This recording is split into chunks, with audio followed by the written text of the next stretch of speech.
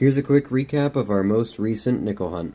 Up first we have this 1944 Silver War nickel. It was minted in Denver and 35% of its weight is silver. Up next we have the Buffaloes. This is a 1920. You can't see the date very well, so I'll show you under the microscope. And here we are with the Buffalo under the microscope. As you can see right here, 1920. So this is one of the very first areas to wear on the Buffalo nickels, so very often you won't actually even see a date, so I'm very happy with that one though. The 1920 Philadelphia is considered a fairly common Buffalo nickel, but we have some better ones here. Up next we have this 1916 San Francisco Buffalo. It's very hard to see, but we did have to use chemicals to lift the date off of it. It does say 1916. Unfortunately, through a camera, it's kind of tricky, but it's there. The microscope doesn't help for that, unfortunately, but there is a San Francisco mint mark down here. That I can show you under the microscope.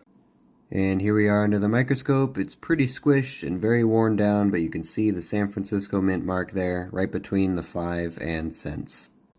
That San Francisco mint mark gives this 1916 coin a mintage, just under 12 million.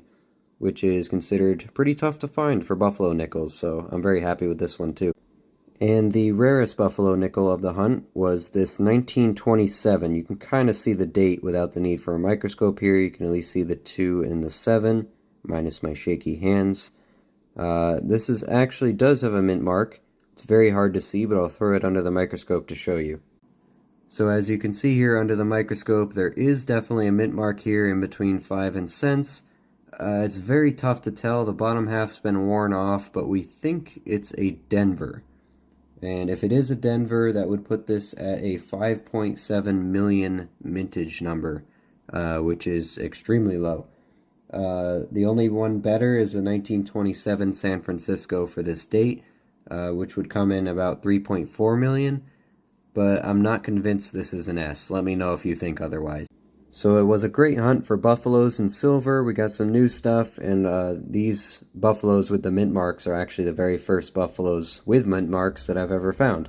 But moving on, we do have a 2009 Philadelphia modern low mintage and 2009 Denver modern low mintage to top it off. So plenty of other finds for the collection, but these were the highlights.